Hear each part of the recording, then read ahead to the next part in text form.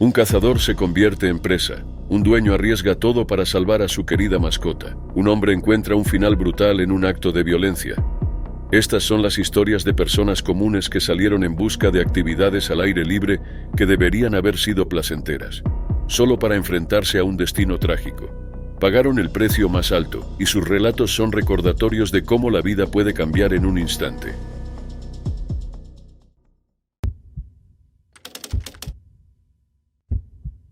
Era el 14 de octubre de 2002, cuando Charles Chase Moody, de 17 años, encontró un destino atroz en el campamento terapéutico On Track en Texas. Enviado allí para abordar sus problemas de ira y conducta, su viaje debía ser de crecimiento y sanación. Chase había sido un niño lleno de energía y pasión por el deporte. El baloncesto era su vida, y soñaba con llegar a la liga profesional. Pero al llegar a la adolescencia, sus dificultades con la hiperactividad y el déficit de atención se intensificaron. Se volvió un joven enojado y desafiante, especialmente con su madre y su padrastro con quienes vivía. Comenzó a consumir drogas. Su madre, Lisa Wade, buscó ayuda. Tras múltiples ingresos en centros de rehabilitación, los especialistas concluyeron que Chase debía aprender a controlar su temperamento más que cualquier otra cosa. Eso llevó a Lisa a elegir On Track, un programa en la naturaleza para jóvenes con problemas. Su padre, Charles Moody, un abogado experimentado, conocía bien las Brown Schools, habiendo representado un caso sobre una muerte por sujeción. Instó a Lisa a investigar el campamento a fondo. Ella habló con el personal y tomó la difícil decisión de enviarlo, pagando $8,500 por adelantado. Al principio parecía un paso en la dirección correcta. A pocos días de llegar, Chase escribió cartas expresando su deseo de volver y rehacer su vida. Pero nunca tuvo la oportunidad. En la sexta noche, Chase rompió una regla menor: hablar en su tienda tras la hora de dormir. Este acto, aparentemente inofensivo, desató una serie de eventos que lo llevarían a la muerte. Como castigo, los consejeros lo obligaron a dormir afuera. Gritó insultos raciales, lo que provocó un enfrentamiento con el personal. Testigos afirmaron que en lugar de calmar la situación, los consejeros la agravaron gritándole y usando la fuerza. Se desató una lucha. 3 empleados lo sujetaron, intentando mantenerlo erguido, pero Chase, de 1,85 y 82 kilos, se resistió. Cayeron al suelo, Chase boca abajo en la tierra. La ley de Texas prohíbe las técnicas de sujeción en posición prona con presión en la espalda, ya que pueden causar asfixia. Aún así, durante casi 30 minutos, Chase permaneció en esa posición, con el peso de los consejeros sobre él. En la oscuridad del bosque luchó por respirar. Vomitó, pero atrapado bajo ellos, no pudo despejar su vía aérea. Cuando llegaron los oficiales, Chase estaba inconsciente. Llamaron a los paramédicos, pero era tarde. Fue declarado muerto en el lugar. El forense del condado de Travis determinó que la causa fue asfixia traumática. Pero las Brown Schools disputaron el informe, atribuyendo la muerte al síndrome de delirio agitado, un diagnóstico polémico ligado a muertes bajo custodia. No se impusieron sanciones ni multas al personal ni a la empresa.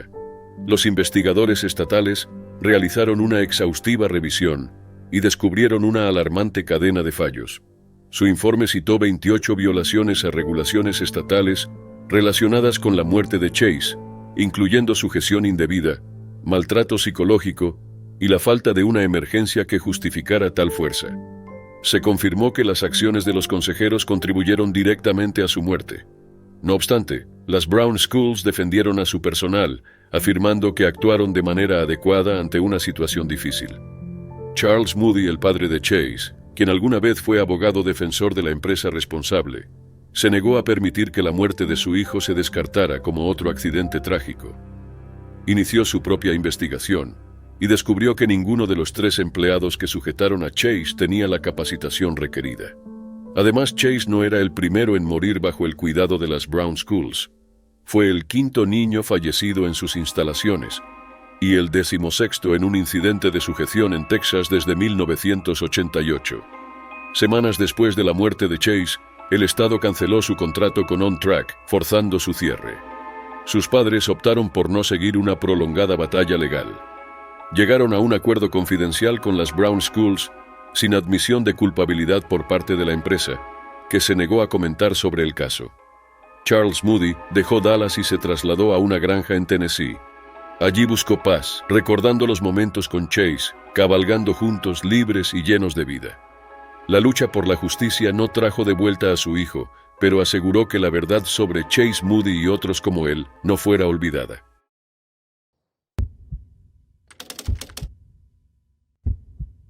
En la vasta y salvaje naturaleza de Siberia, un cazador veterano se convirtió en presa en un brutal y último enfrentamiento, cuando una bestia moribunda tomó su acto final de venganza contra el hombre que le había disparado. El cazador de 62 años, cuyo nombre no ha sido revelado, se había adentrado en el distrito de Tulún, una región conocida por sus densos bosques y su gran población de osos. Cazar en estos paisajes implacables requería habilidad y precaución. Con su rifle en mano, subió a una plataforma de caza en el distrito de Tulún. Desde allí apuntó a un oso que vagaba por la naturaleza siberiana. La bala dio en el blanco. El oso tambaleó y cayó. Creyendo haber abatido al animal, el cazador descendió de su posición para confirmar la muerte.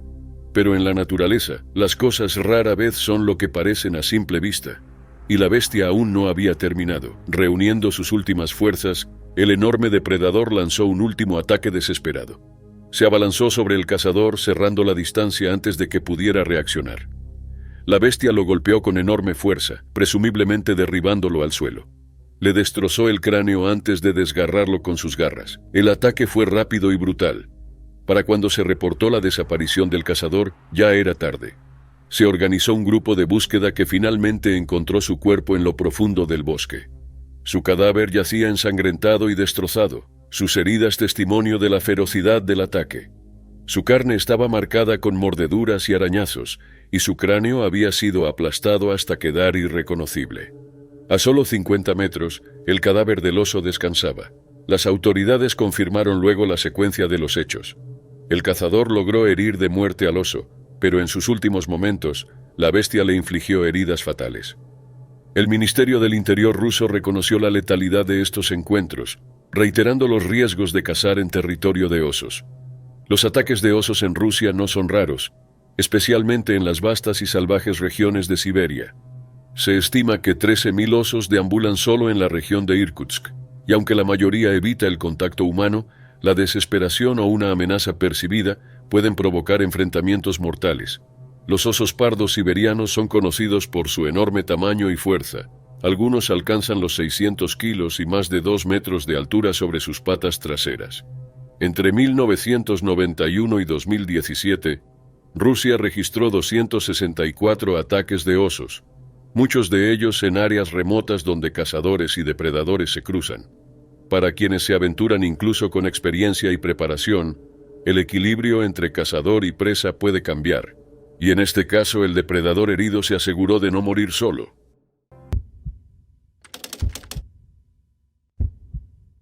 En 2016, Scott Wilkinson era un hombre querido que había ido de pesca en busca de paz y soledad, cuando encontró un trágico destino a manos de 3 jóvenes cuya brutalidad no tenía límites. Lo que empezó como un simple viaje de pesca se convirtió en una noche de horror. A sus 48 años, Scott Wilkinson era padre y un apasionado pescador. Ex camionero, tuvo que dejar su licencia por una condición médica, lo que le dio más tiempo para dedicarse a su pasión, la pesca. Scott solía acampar cerca de Sunbury Loch, en una isla conocida como Donkey Island.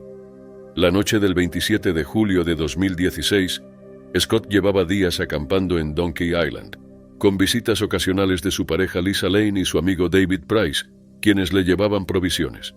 En la isla también estaban 3 jóvenes, Lenny Kraut de 16 años, su hermano Shane Kraut de 17 y su primo Charlie Smith de 21.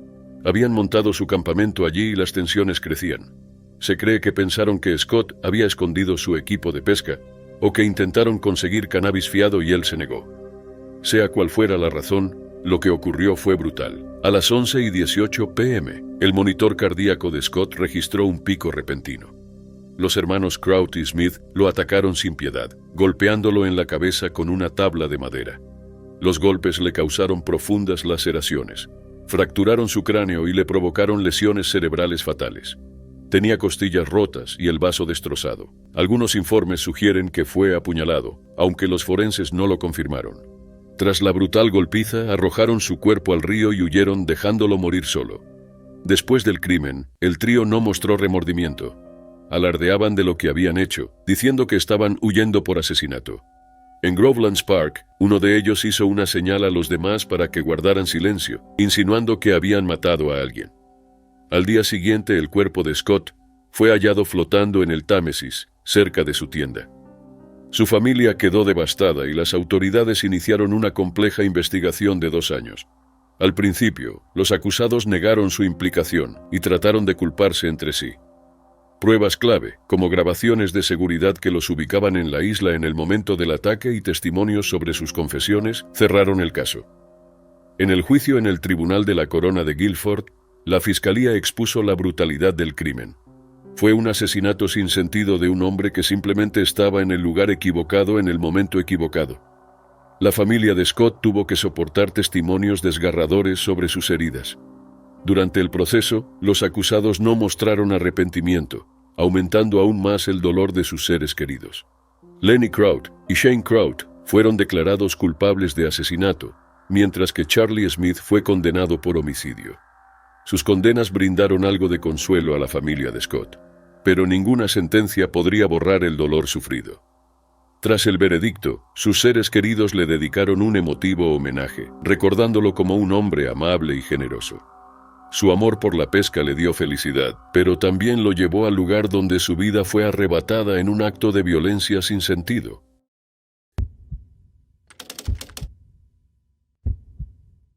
Jack Carne emprendió lo que debía ser otra escalada emocionante, abrazando la belleza de los traicioneros picos de Snowdonia.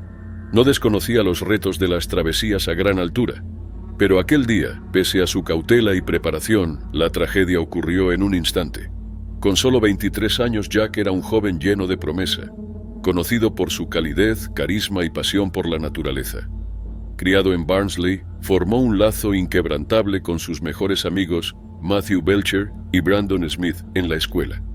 Durante el confinamiento, el trío desarrolló un amor compartido por el montañismo, un pasatiempo que pronto se volvió esencial en sus vidas.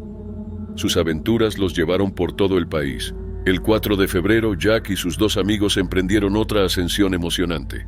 El plan era simple: partir de Owen Cottage por la tarde, subir por la ruta entre Gribbin Ridge y Glider Fawr y acampar en un punto familiar cerca de la cima.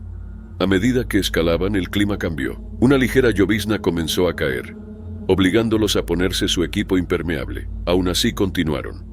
Matthew iba al frente, unos 10 metros por encima de Jack. Entonces ocurrió el desastre. Jack se sujetó a una roca y ésta cedió bajo su agarre. Perdió el equilibrio y cayó de espaldas. Su impulso aumentó rápidamente mientras rodaba sin control por el terreno rocoso. Matthew y Brandon solo pudieron mirar con horror cómo su amigo desaparecía de su vista. Su mochila se detuvo unos 50 metros abajo, pero cuando lo llamaron, solo hubo silencio. Brandon marcó de inmediato el 999 y comunicó la situación a los servicios de emergencia. Les indicaron quedarse en su lugar y esperar el rescate. Siguieron 4 horas angustiantes bajo la lluvia, que seguía empeorando. Finalmente, el equipo de rescate de Owen Valley los alcanzó. Hallaron el cuerpo de Jack más abajo en la roca. Sus heridas eran catastróficas. Debido al mal clima, la recuperación del cuerpo se pospuso hasta el día siguiente. La autopsia confirmó que Jack murió por múltiples lesiones por aplastamiento. No tenía posibilidad de sobrevivir. Su muerte fue declarada accidental. El forense destacó que estaba completamente preparado y no había tomado riesgos innecesarios. El padre de Jack, Richard Carne, habló del amor de su hijo por la aventura y su enfoque prudente en actividades al aire libre. Su novia Annis Birks lo describió como su alma gemela para siempre, mientras amigos y colegas lamentaban la pérdida de un hombre que era de los más amables que habían conocido. Se recaudaron más de 15,000 libras en su memoria para el equipo de rescate de Owen Valley, cuyos incansables esfuerzos permitieron traerlo a casa. Su familia expresó una profunda gratitud a los rescatistas, reconociendo el gran riesgo que asumieron para ayudar a Jack y sus amigos.